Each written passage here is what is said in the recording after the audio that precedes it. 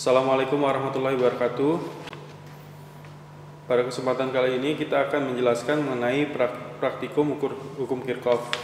Di mana pada praktikum hukum Kirchhoff kita ingin membuktikan pada bunyi hukum Kirchhoff pertama, yakni arus total yang masuk melalui suatu titik percabangan dalam suatu rangkaian akan sama dengan arus total yang keluar dari titik percabangan tersebut.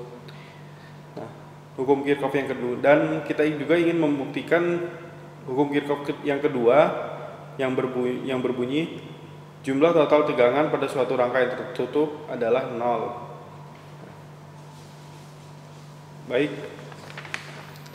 alat dan bahan yang digunakan pada praktikum kali ini ada beberapa alat, yaitu power supply yang digunakan di sini dengan tipe Unity dengan kode UTP 3305C. Nah, pada power supply ini memberikan 3 buah keluaran, 3 buah pot keluaran. Nah, pot di channel pertama dan channel kedua itu memiliki nilai keluarannya dengan range 0 sampai 30 volt untuk tegangannya dan 0 sampai 5 ampere untuk nilai arusnya. Nah, pada channel 1 dan channel 2 itu dapat kita atur sesuai dengan kebutuhan kita dalam range yang sudah dijelaskan tadi. Dan untuk channel ketiga itu nilainya tetap, dia nilainya 5 volt dan 3 ampere, jadi tidak bisa kita atur. Nah, kemudian alat yang kita gunakan selanjutnya itu adalah multimeter. Multimeter yang kita gunakan dengan tipe Gewinstack GDM 8246. Nah, pada multimeter ini memiliki fungsi untuk mengukur tegangan arus baik itu dalam arus DC maupun arus AC. Kemudian dapat mengukur nilai dari kapasitif, terus nilai dioda, nilai hambatan. Cara mengukurnya di sini ada beberapa port bagian. Pertama ini fuse. Itu fuse dari alat ini. Kemudian dan ini port untuk nilai negatif atau groundnya. Nah, pada saat kita mau mengukur, dan ini probe untuk nilai positifnya. Nah, pada saat kita mau melakukan pengukuran, kita sesuaikan apabila kita mengukur tegangan, hambatan, nilai dioda, nilai kapasitif itu menggunakan port yang ini. Jadi probe positif ini kita sambungkan di port yang ini. Nah, apabila kita mengukur nilai arus dengan maksimal 2 ampere, kita taruh portnya di sini.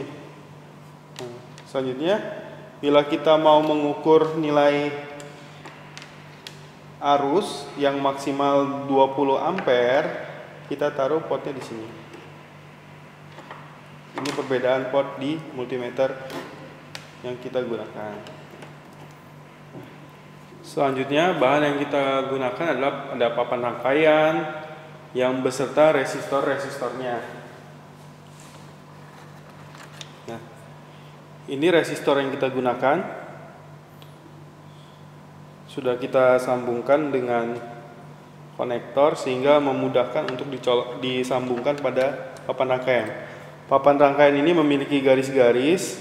Jadi, maksud dari garis-garis ini yang bertanda hitam ini adalah antara lubang ini dengan yang tengah ini itu akan terhubung, jadi tidak terpisah, jadi akan terhubung, sudah tersambung, lubang ini tersambung, jadi membentuk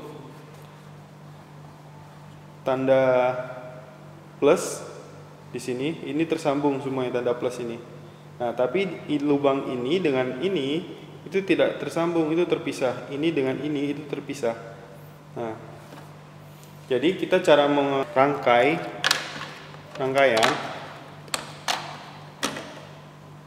itu dapat kita hubungkan seperti ini. Lubang yang ini kita hubungkan dengan ini, sehingga ini jadi tersambung antara lubang yang di sebelah sini dengan di sini. Tanda plus yang di sebelah sini nyambung dengan tanda plus yang sebelah sini. Kemudian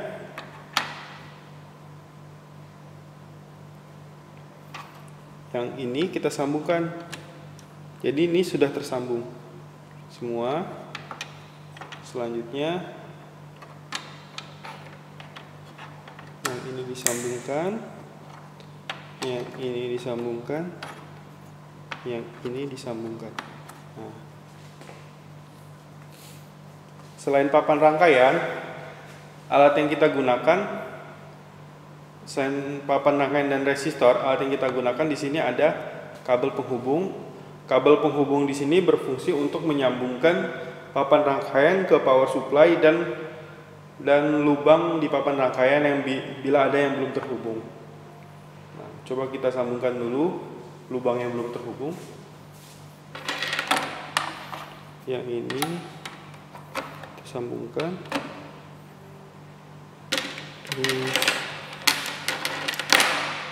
Yang ini kita sambungkan.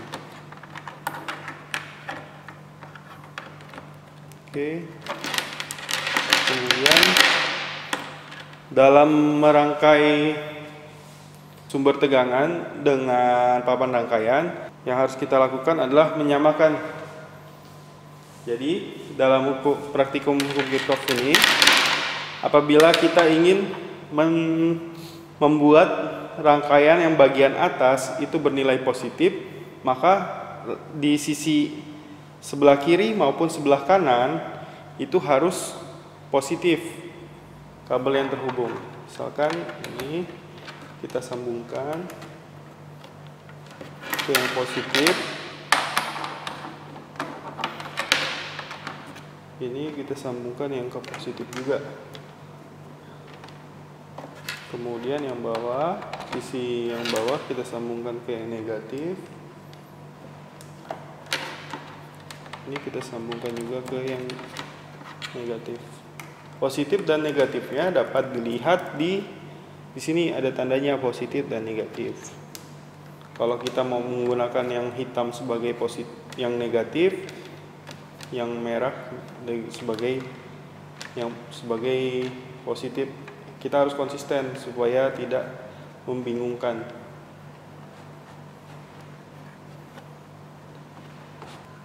Oke, rangkaiannya sudah terhubung.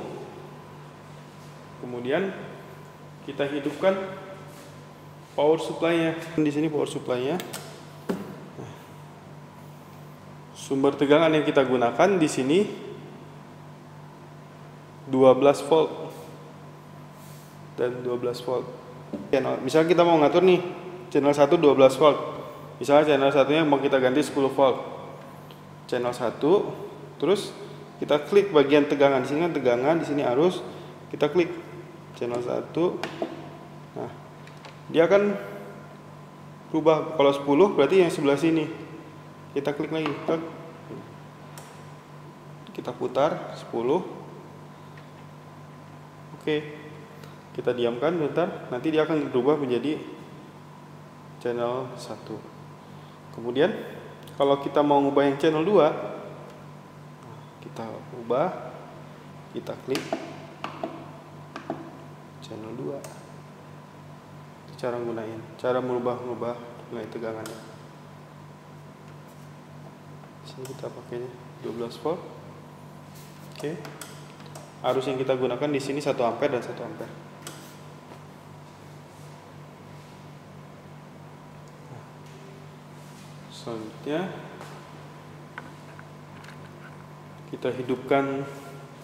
Selanjutnya kita hidupkan multimeternya. Nah, pada kesempatan kali ini kita akan mengukur nilai tegangan. Nilai tegangan terlebih dahulu. Nilai tegangan dalam rangkaian. Kalau nilai tegangan berarti probe-nya sudah benar ada di sini. Sekarang yang kita amati adalah nilai tegangan. Berarti di sini karena ini arus DC, kita pilih yang DC volt. Ini tegangan. Ingat kutub positif dalam pengukurannya.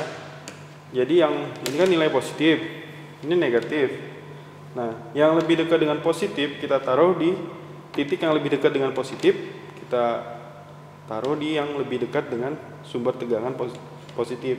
Yang sebelahnya berarti lebih dekat dengan negatif, kita taruh yang probe yang negatif. Dalam mengukur suatu rangkaian, apabila kita mau mengukur nilai tegangan, itu diukur secara paralel. Jadi kita memparalelkan si tegangan ini, alat ukur tegangan ini pada rangkaian tersebut. Oke, kita coba. Nah, di sini terbaca 1,873 sekian karena dia nilai 4 digit di belakang koma itu cukup kecil, jadi ada getaran sedikit saja itu kemungkinan dapat mempengaruhi nilainya. Nah, kita dapat melakukan kita dapat nih, teman-teman dapat lihat, saya gerakin, dia gerak. Nah, dapat kita tahan di sini. Jadi kita catat 1,8736 volt di arus pada R1. Kemudian selanjutnya jangan lupa volt yang kita buka kembali. Nah, selanjutnya yang lebih dekat positif yang mana? Yang sebelah sini. Yang ini negatif. Nah, pada nilai R2 1,8977 volt. 1,8974 volt. Yang selanjutnya R3 yang negatif lebih dekat dengan negatif, yang positif lebih dekat dengan positif. Terbaca 7,981 volt. Selanjutnya itu yang R4 di sini. R4 yang ini. Nah, yang lebih dekat yang sekarang gantian. Yang sebelah pinggir yang lebih dekat dengan negatif. Nah, pokoknya 1,861 tahan 1,8645 volt. Buka lagi. Terus yang ini yang dipindahin. Nilainya kita tahan 1,8954 volt. Nah, selanjutnya itu pengukuran arus. Nah, untuk pengukuran pada arus, kita tadi kan port yang kita gunakan adalah tegangan. Nah, sekarang port yang kita gunakan adalah port arus, karena arus tadi tidak kecil, hanya 1 ampere maksimalnya. Jadi kita gunakan yang kecil, yang maksimal 2 ampere. Kemudian perbedaan antara pengukuran tegangan dan pengukuran arus adalah apabila kita mau mengukur arus yang mengalir dalam suatu rangkaian, kita harus menserikan alat ukur kita. Nah, di sini sama seperti yang tadi, untuk yang lebih dekat dengan positif, yang negatif. Ini yang positif. Nah, arusnya ini dari sumber tegangannya kita cabut dulu. Terus di sini jangan lupa ampernya. Terus kita sambungkan. Jadi arus ini yang dari power supply ini akan mengalir ke multimeter, baru ke dalam rangkaian. Nah, akan mengaliri rangkaian R1 ini. Kemudian kita masukkan, kita sambungkan. Nah, arus yang terbaca di sini 3,40 mikroampere. Nah, 3,4 mikroampere. Kita sambungkan lagi. Nah, arus yang kedua, yang positif, negatif. Yang kedua akan terbaca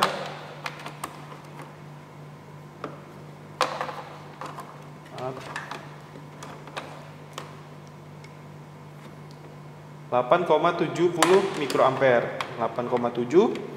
Nah, berarti kan ini arus I1 atau ini I2, dua-duanya sama-sama masuk ke dalam satu titik percabangan. Nah, 3,4 tambah 8,71 berarti sekitar 12 sekian.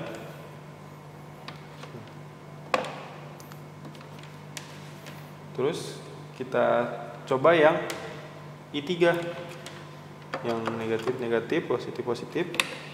I3 arusnya mengalir di I3, itu yang keluar 12,03. Nah, dari percobaan arus ini kita sudah membuktikan I1 ditambah I2 sama dengan I3. Nah, walaupun nilainya tidak sama persis, tapi hanya beda sedikit karena ini kan dalam mikroampere. Nah, perbedaannya hanya sedikit itu. Itu sudah membuktikan bahwa bunyi dari hukum Kirchhoff tersebut. Bunyi dari hukum pertama ya, hukum pertama Kirchhoff. Nah, selanjutnya sama untuk R4 dan R5-nya. Nah, secara teori nilai I1 itu sama dengan nilai, kalau kita menghitung dalam rangkaian, nilai I1 itu harus sama dengan nilai I4. I2 sama dengan I5. Nah, kita coba buktikan apakah sama. Yang positif, negatif. Sekarang kebalikannya. Positif. Nilainya 3,4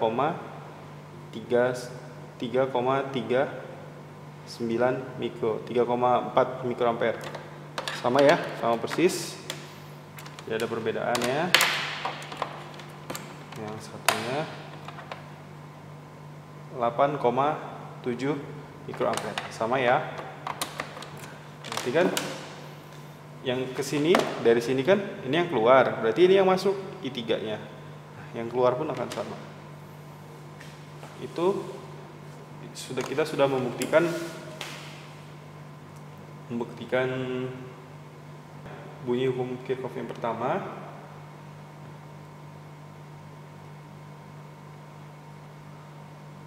Dan hukum Kirchhoff yang kedua, teman-teman dapat menghitung dengan sumber tadi tegangan beda potensialnya adalah 12 volt dari osiloskop. Nah, rangkaiannya tadi teman dapat kita lihat I1 di sini sama dengan I4, I2 sama dengan I5, I3 sama dengan I1 plus I2. Jadi kita sudah mempunyai nilainya semua. Nilai semuanya dapat kita hitung. Nah, kita membuktikan beda potensialnya 0 atau tidak. Total tegangan atau beda potensial pada suatu rangkaian tutup ada 0, adalah 0. Nah, ini loop satunya di sebelah sini, ini loop 2-nya. Itu. Terus ada tambahan lagi yang data yang belum kita hitung. Sekarang kita sudah selesai mengukur nilai tegangan dan arusnya. Dapat kita matikan. Kita rapikan kembali.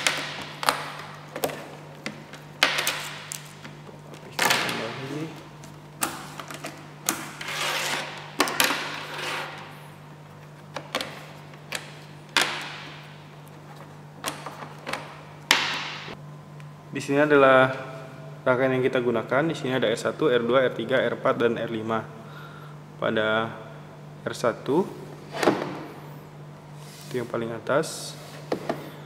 Jadi di sini terdapat 5 buah resistor. Nah, untuk resistor sendiri itu nilainya dapat kita ukur dengan mengamati gelang-gelangnya. Jadi gelang resistor itu ada 4 warna. Di sini coba kita ambil satu.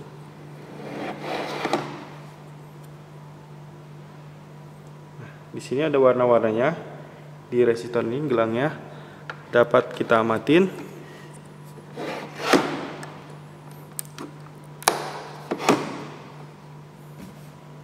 Dapat kita amati. Untuk resistor 1 itu berwarna hijau, biru, kuning, dan emas gelangnya yang terakhirnya. Jadi yang pertama ada hijau, biru, kuning, emas.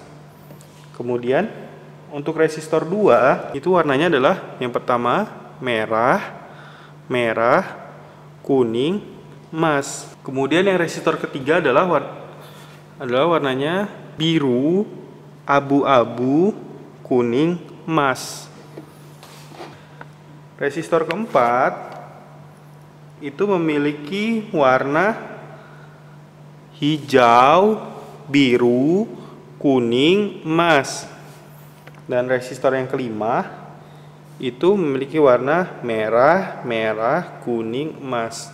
Nah, teman-teman dapat menghitung nilai resistornya dengan cara mengamati gelang-gelangnya itu. Jadi nilai yang pertama, misalkan di resistor 2 merah.